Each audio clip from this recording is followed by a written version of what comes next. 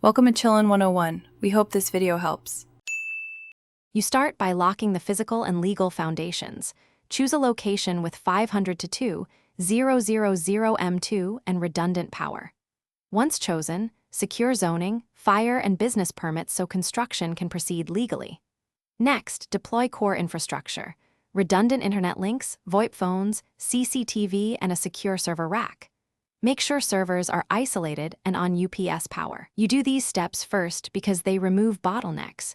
Without permits or reliable power, nothing else scales or passes inspection. Once foundations are ready, design the trading floor with clear sightlines and desks or pits arranged for 1, 2 to 1, 5 aisle widths for safety and flow. Then integrate trading systems, low-latency terminals, multiple market data feeds, order routing, and hot failover backups.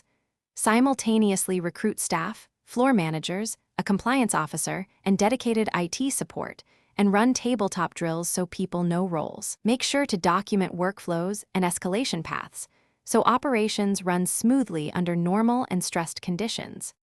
You launch with a soft opening, limited hours, simulated orders, and monitored live trades to validate throughput and latency. Once done, finalize compliance.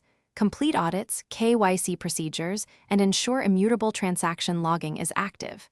If things go wrong, review logs immediately, apply hotfixes to systems, and run an incident postmortem to prevent recurrence. Make sure to communicate clearly to staff and regulators during issues. Transparency and rapid corrective action keep your trading hall credible and operational after launch. Thanks for watching. Consider subscribing if we helped you.